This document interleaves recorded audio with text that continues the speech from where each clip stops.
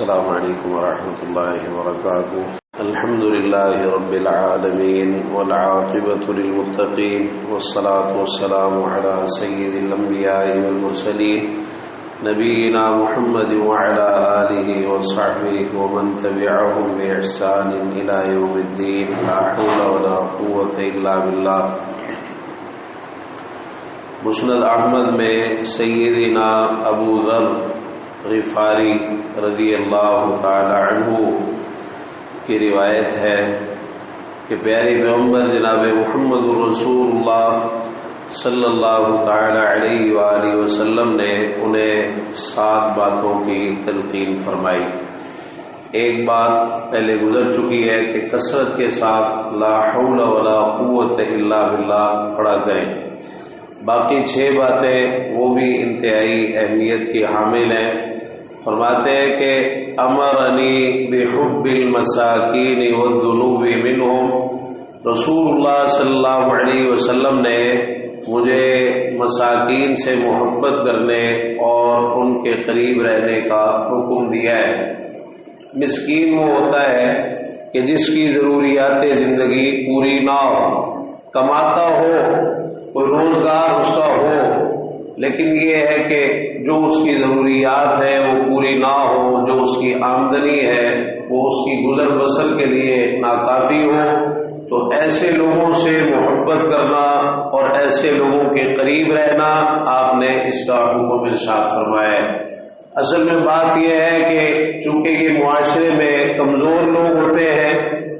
معاشرے کا کمزور طبقہ ہوتا ہے، تو لوگ بالعموم ان سے نفرت کرتے ہیں، ان سے دور رہتے ہیں، ان کے ساتھ تعاون نہیں کرتے، ان کے حالات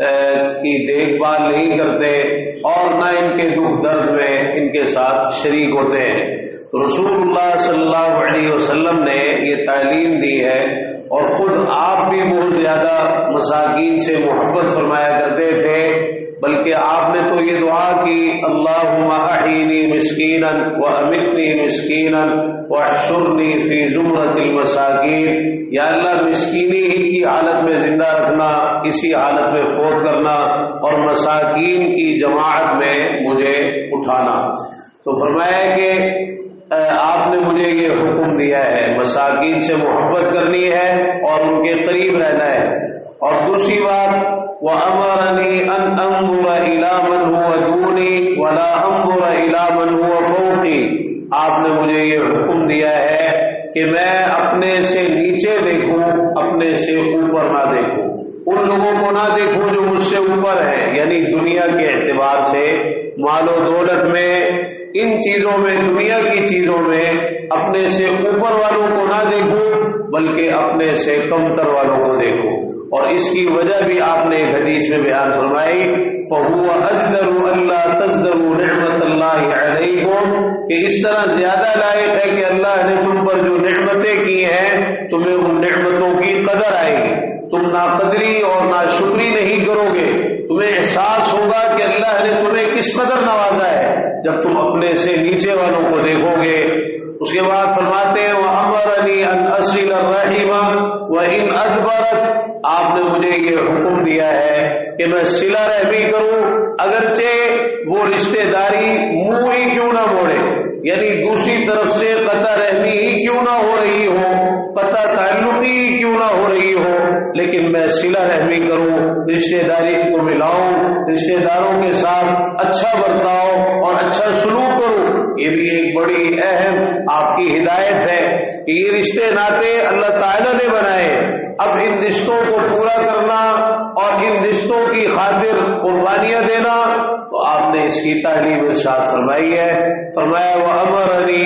أَلَّا أَسْأَلَ أَحَدًا، آپ نے مجھے حکم دیا ہے کہ میں کسی سے بھی کچھ نہ مانگوں،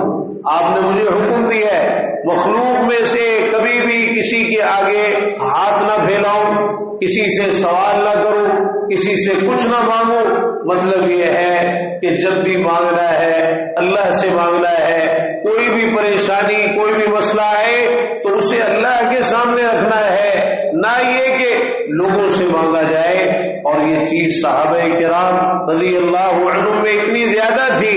آپ نے اس قدر تفصیل فرمائی کہ بعض مواقع پر ایسا بھی ہوا کہ سواری پر بیٹھے ہیں اور گھوڑا نیچے گر گیا تو کسی سے یہ نہیں کہا کہ مجھے پکڑا دو، بلکہ خود نیچے اتر کر اسے پکڑا اور پھر دوبارہ اپنی سواری پر بیٹھ گئے۔ سواری کو نیچے بٹھاتے، اس کو پکڑتے، پھر سواری پہ بیٹھتے اور پھر سواری کو کھڑا کرتے۔ تو یہ لوگوں سے کچھ نہیں مانگنا، کسی بھی چیز کا سوال نہیں کرنا۔ اور فرماتے ہیں وَأَمَرَنِي أَنْ أَقُولَ بِالْحَقِّ وَإِنْ كَانَ مُرًّا، آپ نے مجھے یہ حکم ارشاد فرمایا ہے کہ میں حق بات کہوں چاہے وہ کڑوی ہی کیوں نہ ہو۔ اصل میں حق بات بالخصوص جو حق پر چلنے والے نہیں ہوتے، حق پر عمل کرنے والے نہیں ہوتے، ان کے لیے بڑی کڑوی ہوتی ہے اور بڑا مشکل ہوتا ہے ان کے لیے اس حق بات کو سننا اور اس کو قبول کرنا۔ تو فرمایا کہ آپ نے مجھے یہ حکم دیا ہے کہ میں لوگوں کی پرواہ نہ کروں، یہ نہ دیکھوں کہ حق بات کتنی کڑوی ہے، کر جاؤں جو بھی حق بات ہے وہ میں کہہ ڈالوں۔ اور حق بات وہی ہے جو اللہ تعالیٰ نے قرآن مجید میں فرما دیا، جو رسول اللہ صلی اللہ علیہ وسلم نے اپنی احادیث مبارکہ میں فرما دیا، وہ حق ہے۔ تو اس کو ہر حال میں بیان کرنا ہے، چاہے وہ کڑوا کیوں نہ ہو۔ اور فرماتے وَأَمَرَنِي أَلَّا أَخَافَ فِي اللَّهِ لَوْمَةَ لَائِمٍ، آپ نے مجھے یہ حکم دیا ہے کہ میں اللہ کے معاملے میں کسی ملامت کرنے والے کی ملامت سے نہ ڈروں۔ لوگ ملامتیں کریں گے، لوگ باتیں کریں گے، لوگ بڑے بڑے پروپیگنڈے کریں گے اور بڑے بڑے الزام لگائیں گے اور مختلف انداز اختیار کریں گے، لیکن فرمایا کہ آپ نے مجھے یہ حکم دیا ہے کہ اللہ کے معاملے میں، اللہ کے دین کے معاملے میں، اللہ کے احکام کے معاملے میں، اللہ کی اطاعت اور فرما برداری کے معاملے میں، اللہ کی توحید کے معاملے میں کسی ملامت کرنے والے کی ملامت سے نہ ڈروں اور نہ اس کی کوئی پرواہ کروں۔ ہوتا یہ ہے کہ معاشرے میں کئی لوگ ملامتوں سے ڈر جاتے ہیں، حتیٰ کہ لوگوں کی ملامتوں سے ڈر کر دین تک کو چھوڑ بیٹھتے ہیں۔ اگر کسی نے داڑھی رکھ لی، کسی نے ملامت کر دی تو پھر داڑھی کٹوانی شروع کر دی، کسی مسلمان ماں بہن نے پردہ شروع کر دیا، کسی نے ملامت کر دی تو پردہ چھوڑ دیا، یا پھر کوئی خوشی کا موقع آ گیا، شادی کا موقع آ گیا، اب وہ ساری ہندوانہ رسم و رواج، وہ فضول خرچیاں، وہ اسراف اور وہ سب جو معاشرے کے اندر چل رہا ہے، اب ان سے بچنا بڑا مشکل لگتا ہے، لوگوں کی ملامتوں کا ڈر ہے۔ تو آپ نے اس چیز سے منع فرمایا ہے کہ لوگوں کی ملامتوں سے تم نے نہیں ڈرنا۔ تو یہ بڑی اہم 7 باتیں ہیں جو آپ نے ارشاد فرمائی ہیں۔ تو یہ باتیں صحابہ کو، آپ کو صحابہ سے ویسے ہی بڑی محبت تھی،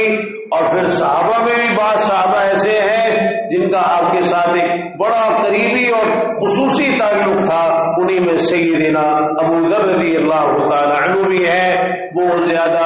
عمل کرنے والے، اللہ سے ڈرنے والے، نیکی کے کاموں میں آگے بڑھنے والے، بڑھ چڑھ کر آپ کی اطاعت اور فرما برداری کرنے والے۔ تو آپ نے بڑی یہ منتخب اور چنی ہوئی اہم باتیں ہیں جن کی آپ نے ان کو وصیت فرمائی کہ ان چیزوں کا خیال رکھنا ہے۔ اور حقیقت یہ ہے کہ ان چیزوں میں بہت ساری خیر اور بھلائی سمٹ آتی ہے کہ اگر ان باتوں پر عمل کر لیا جائے، اور بہت سارے گناہوں سے انسان اپنے آپ کو بچا لیتا ہے۔ اللہ تعالیٰ توفیق نصیب فرمائے کہ ہمارے عقیدے، عبادات، معاملات، شکل و صورت، لباس، کاروبار، تجارت،